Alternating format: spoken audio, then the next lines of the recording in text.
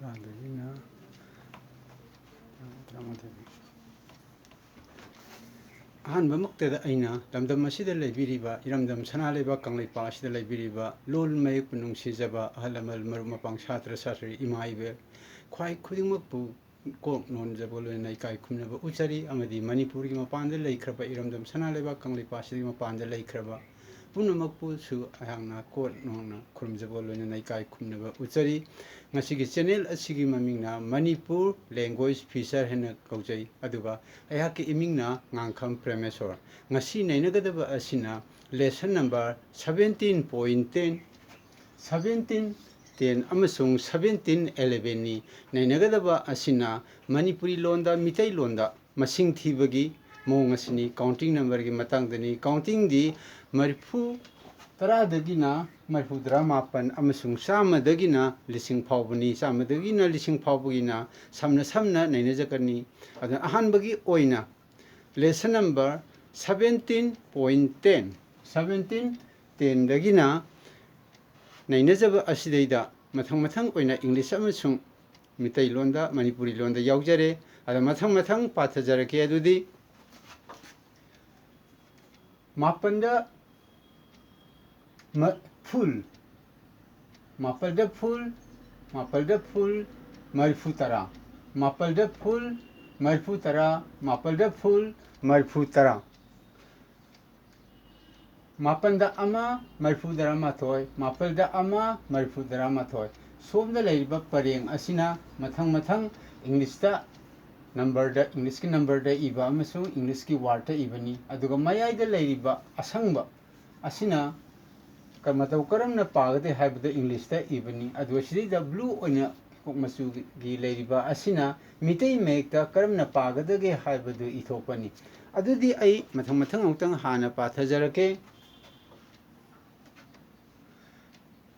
मरफू तरा मरफू तरा माथोय मरफू तरा निथोय मरफू तरा हुमदोय मरफू तरा मरी मरफू तरा मंगा मरफू तरा तरु मरफू तरा तरे मरफू तरा निपान मरफू तरा मापन अदो आई हांग सिदैदा मथंग मते अमु होइना पाजखरे अदुना मसिना मतौ करम तोना पागदगे हाबिगे मतांग अदो अमुका हन्ना पाजरके मापलदा फुल मरफू तरा मापलदा फुल मरफू तरा 90 माना बगै रो ओइना फैना दुम पाथजरके मापनदा अमा मरफुदरा माथोय मापलदा अमा मरफुदरा माथोय मापनदा अमा मरफुदरा माथोय मापलदा अमा मरफुदरा माथोय 91 91 91 91 91 91 मापलदा अनि मरफुदरा निथोय मापलदा अनि मरफुदरा निथोय मापलदा अनि मरफुदरा निथोय मापलदा अनि मरफुदरा निथोय 92 92 92 92 92 92 93 93 मापलदा अहुम मरफुदरा हुमदोय मापलदा अहुम मरफुदरा हुमदोय मापलदा अहुम मरफुदरा हुमदोय मापलदा अहुम मरफुदरा हुमदोय 93 93 93 93 93 93 मापलदा मरी मरफुदरा मरी मापलदा मरी मरफुदरा मरी मापलदा मरी मरफुदरा मरी मापलदा मरी मरफुदरा मरी 94 94 94 94 94 94 मापलदा मंगा मरफुदरा मंगा मापलदा मंगा मरफुदरा मंगा मापलदा मंगा मरफुदरा मंगा मापलदा मंगा मरफुदरा मंगा 95 95 95 95 95 95 मापलदा तरु मरफुदरा तरु मापलदा तरु मरफुदरा तरु मापलदा तरु मरफुदरा तरु मापलदा तरु मरफुदरा तरु 96 96 96 96 96 96 मापलदा तरेट मरफुदरा तरेट मापलदा तरेट मरफुदरा तरेट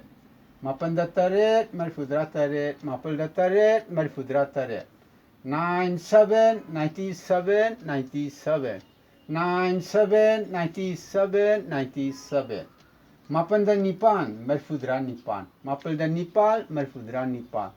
Mapanda nipan marfudra nipal. Mapanda nipan marfudra nipal.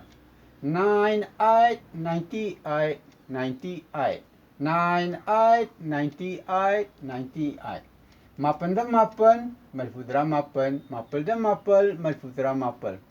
Mapanda mapal marfudra mapal. Mapanda mapal marfudra mapal. 99 99 99 99 99 99 ꯑꯗꯨꯒ ꯃꯁꯤ ꯑꯩꯈꯣꯏꯅ ꯍꯧꯖꯤꯛ ꯃꯔꯐꯨꯗ꯭ꯔꯥꯗꯒꯤꯅ ꯃꯔꯐꯨꯗ꯭ꯔꯥ ꯃꯥꯄꯟ ꯐꯥꯎꯕ ꯄꯥꯕꯁꯤꯗ ꯀꯔꯝꯕ ꯔꯥꯏꯖꯤꯡ ꯇꯣꯟ ꯑꯃꯁꯨꯡ ꯗ ꯁꯤꯖꯤꯟꯅꯒꯦ ꯍꯥꯏꯕꯗꯣ ꯑꯩ ꯃꯊꯪ ꯍꯥꯏꯖꯔꯛꯀꯦ. ꯁꯤꯗ ꯏꯔꯤꯕꯁꯤꯅ ꯔꯥꯏꯖꯤꯡ ꯇꯣꯟ ꯅꯠꯇꯦ. ꯃꯁꯤꯅ ꯁꯝꯁꯤꯗ ꯃꯊꯛꯇ ꯗꯣꯠ ꯑꯃ ꯍꯥꯞꯆꯜꯂꯒ ꯑꯦꯁ ꯑꯦꯁꯀ ꯃꯥꯟꯅꯍꯟꯕꯅꯤ. ꯋꯥꯟꯁꯤꯗꯩꯗ ꯋꯥꯟꯁꯤꯗꯩꯗ ꯁꯝꯁꯤꯗꯩꯗ ꯗꯣꯠ ꯑꯃ ꯍꯥꯞꯆꯜꯂꯒ ꯑꯦꯁ ꯑꯦꯁꯀ ꯃꯥꯟꯅꯩ.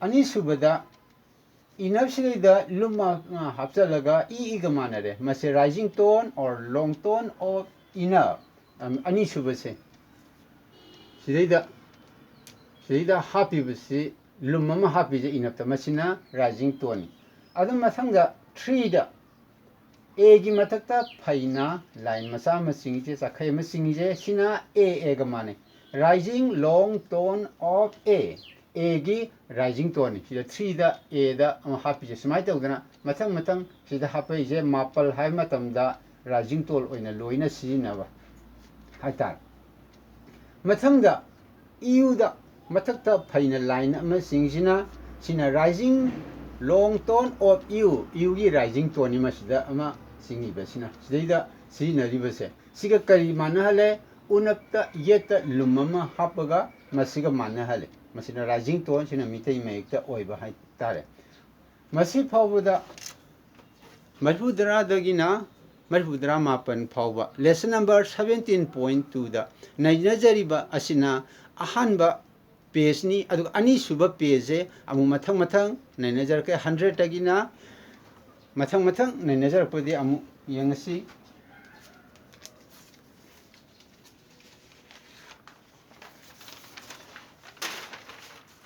mathang gi nainajabasi english ta iduna leire mathang pathajarake ahan besidai iribasina kaino habida sina hana hayuna mitai londa manipuri londa iba counting number ni masina english ta iba counting number ni mitai mekta iba manipuri londa iriba english ta ibijiga mathang mana halini masidai da green oina iribasina angang sina matau karam tawduna samaji पागदगी हाबगी Matang अदुनी अदु मखादे इरिबसिना मतौ करम तौना पाबगी अतोप खोंथोमजु लई अदु उच्चबनी सिना समना इजबनी सोमना कंदे इरिबसिना यामना समना मतौ करम तौना पागदगी हाबदु मथंग उचरपनी अदुदी आई तोंगान ममोंगदा इरिबसिंग असे आई मथंग पाथजरक लगे सिदा अहानबदा अंगांसिंगना मतौ करमना तमगदगी हाय मतमदा सिदा अमा लेरे सिदा फुल लेरे अमागा फुल गदी सिदा तरा हाना हाइनी अना तरा द फुल अने स्माइना पाब तरा द फुल सामाइना अदुदी अंगांग सिंगदा तंबीबगी मोंगसे हाना मथंग ग्रीन द हानंगता पाथजरके अदुदी तरा द फुल सामा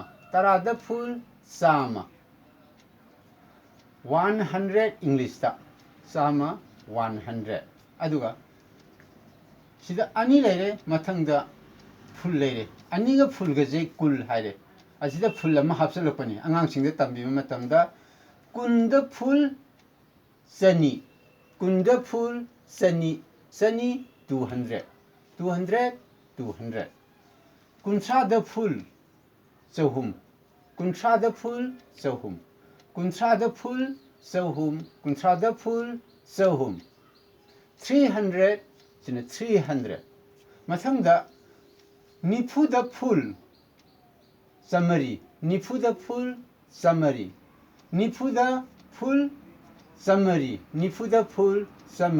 अद मथंगदा यांखै द फुल समंगा 500 मथंगदा हुंफु द फुल Sataru. Humpuda full Sataru Sataru. Green ji han sum pajar pani angang singda batau karam tauna tapi gadagi haibagi mongda. Masangda humbudra da full Satare. Humbudra da full Satare. Humbudra da full Satare. Humbudra da full Satare. Since 700 700. Signa mitay mayekta manipuri mayekta ithokpani Satare. Masangda Marifu da full Sanipa. Marifu da full Sanipa. Marifuda full Sanipal, Marifuda full Sanipal, Sanipal, 800, 800. Masangda Marifudrada full Samapal, Marifudrada full Samapal, Marifudrada full Samapal, Marifudrada full Samapal, sida Samapal, 900, 900, 900, 900. Masangda amu. Masida laisina sida marfu maudra haibdagi sidida sama lakba sama da full lising ama sama da full lising ama ana 1000 1000 adudi matau karam tauduna 100 gina 1000 fawada 100 200 400 se kamaitura pagadagi haibdi angang da kamaitura tapi gadagi haibse lower class yang jingda sumaina pare mathangda amu yam laina kamaitoroga amu aikoina khangba yagadage haibagi matangda amu mathang nenajage makha sangda iribase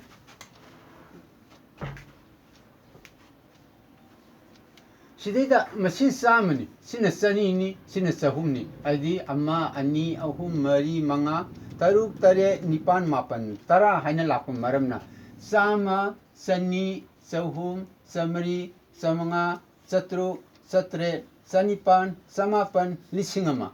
Adu tadi, masigi kupa sidida angang singda tapi bagi mong na tabida. Ilai na pa bagi mong da. Amo hajarake sama da sama ama, sama ama, sama. Sama ani sani, sama ani sani. Sida sama da sida ahum raise sama ahum sahum, sama ahum sahum. Sama mari Samari, sama mari, samari. Sama manga, samanga, sama manga, samanga. Sama manga, samanga, sama manga, samanga. Sama taru, sataru, sama taru, sataru. Sama taret, sataret, sama taret, sataret. Sama taret, sataret, sama taret, sataret.